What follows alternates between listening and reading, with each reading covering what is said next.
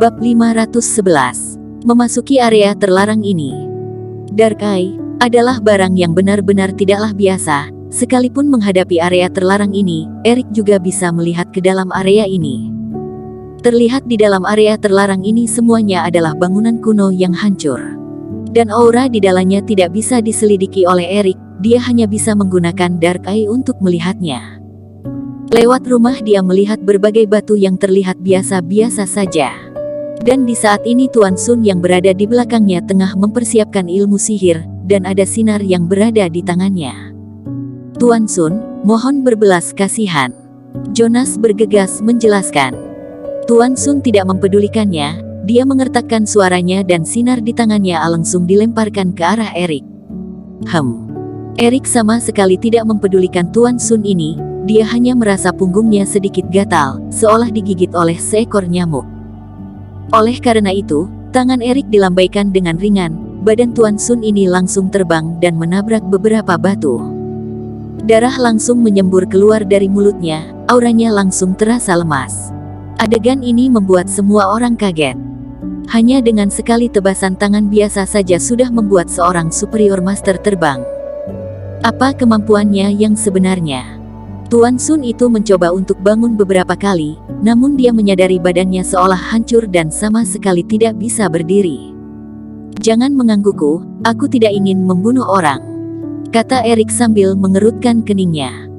Tuan Sun berkata sambil mengertakkan giginya, kamu pasti gawat, aku pasti akan memberitahu tuan itu untuk membunuhmu. Dor. Di saat ini dari dalam area terlarang terdengar suara besar. Erik bergegas menggunakan Dark Eye untuk melihat ke dalam area terlarang. Hanya terlihat ada beberapa sosok yang berlari keluar dari dalam, dan orang yang paling depan adalah seorang anak muda, ekspresinya pucat dan sangatlah menyeramkan. Dan di belakangnya ada sebuah kekuatan yang sangatlah besar, yang mana bagaikan sebuah tangan besar yang mengejar terus di belakangnya. Lelaki muda itu berusaha keras berlari keluar, namun ketika dia berhasil melangkah keluar dari area terlarang, kekuatan di belakangnya itu sama sekali tidak terlihat akan berhenti. Ini adalah jimat pembunuhan yang kekuatannya paling lemah, kata ketua dari partai Yin Ming. Tolong aku. Lelaki muda itu terlihat sangatlah takut dan hatinya putus asa. Di saat ini, Erik mengangkat tangan dan tinju emasnya melawan ke arahnya. Dor. Tinjuan Erik sangatlah keras, terhadap kekuatan dari jimat pembunuhan ini, Erik sama sekali tidak mundur. Ketika bertabrakan, kekuatan ini langsung ditinju hancur oleh kekuatan Erik. Dan di kediaman reinkarnasi, sebuah jimat langsung hancur berbekas-bekas. Lelaki muda itu masih ngos-ngosan dan tampak masih sangat ketakutan. Dia menghapus keringat di keningnya, dan berlutut di lantai sambil berkata dengan hormat, terima kasih Tuan telah membantuku. Kami keluarga Chu pasti akan ingat dengan budi kamu. Kamu adalah orang keluarga Chu? Tanya Erik dengan sedikit kaget.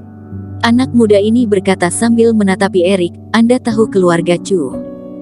Iya, aku ada sedikit hubungan dengan Jamison Chu dari keluarga Chu, kata Erik. Lelaki muda itu mendengarnya, dan mencoba bertanya, apakah boleh tahu nama Anda? Erik meliriknya dan berkata, Erik Qin.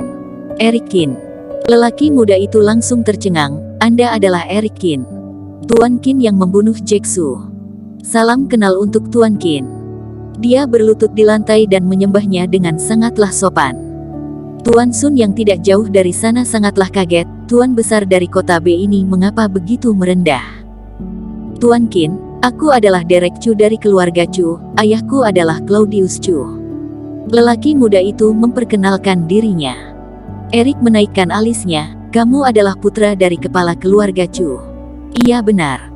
Derek menganggukkan kepalanya, tidak menyangka bisa bertemu dengan Anda di tempat ini, Tuan Qin, terima kasih Anda telah menolongku. Erik melirik Derek ini dan menganggukkan kepalanya. Derek terlihat hanya berumur 20-an tahun, dan tepat pada usia sombong, dan ayahnya adalah Claudius yang terkenal, dia adalah keturunan dari keluarga top.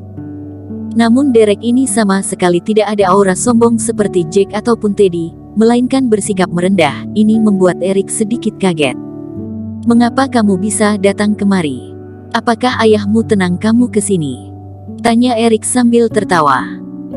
Derek bangun dan berkata dengan sopan, "Jawab pertanyaan Tuan Qin. Ayahku biasanya membesarkanku secara lepas. Dia tidak ada unsur tenang tidak tenangnya. Beberapa tahun ini aku terus berkelana di luar rumah. Aku jarang kembali ke rumah."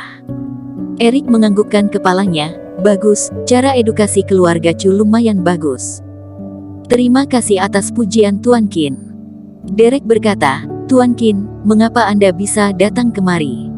Erik menunjuk kerah kediaman reinkarnasi, "Tentu saja datang demi dia." Derek mengerutkan keningnya, "Tuan Qin, sebaiknya Anda lebih berhati-hati. Di sini banyak jebakan. Sedikit tidak hati-hati akan dicabik-cabik oleh kekuatan di dalam sana. Meskipun Anda adalah Grand Superior Master, namun kekuatan di dalam sana sangatlah aneh. Lebih baik berhati-hati saja." Jonas dan Tuan Sun lainnya yang berada di samping sana semuanya kaget. Anak muda ini ternyata adalah Grand Superior Master. Terhadap mereka, Grand Superior Master hanyalah sebuah legenda, hanya pernah mendengarnya namun tidak pernah melihatnya. "Tidak apa-apa," Erik berkata, "apakah kamu mau masuk bersamaku?" Derek berkata sambil mengelengkan kepalanya, "Tidak. Tidak sepertinya." Jelas bahwa Derek takut dengan kekuatan di dalam sana. Erik menganggukkan kepalanya namun tidak banyak berkata. Dia memutarkan badannya dan berkata kepada Bella di sampingnya, "Tunggu aku di sini."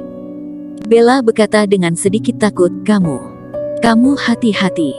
Erik berkata sambil tersenyum, "Tenang saja." Setelah itu, Erik mengatur auranya hingga maksimal. Dia melangkah maju dan memasuki area terlarang ini.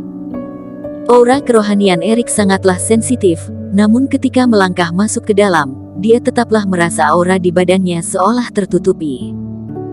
"Tuan Qin, di kediaman reinkarnasi, ada sebuah jimat yang bisa mengelabui semua hal dan hidup secara diam-diam. Anda sebaiknya lebih berhati-hati. Ingat ketua partai Yin Ming."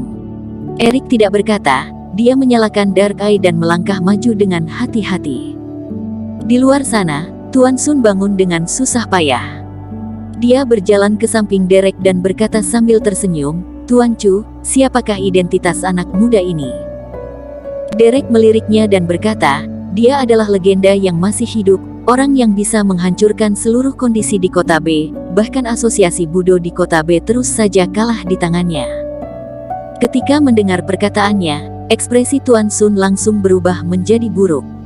Dia berlutut di lantai dan berkata sambil menangis, "Tuan Chu, Anda harus menolongku." Derek mengerutkan keningnya dan berkata, "Apa maksudmu? Jangan-jangan kamu menyinggungnya." Aku. Tuan Sun seketika bingung harus jawab apa. Derek menghempaskan nafasnya, "Jika kamu menyinggungnya, tidak ada orang yang bisa menolongmu."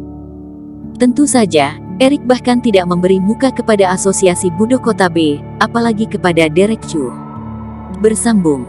Terima kasih telah menonton video ini sampai akhir. Jangan lupa subscribe dan nantikan kisah episode selanjutnya hanya di Novel Story. Salam.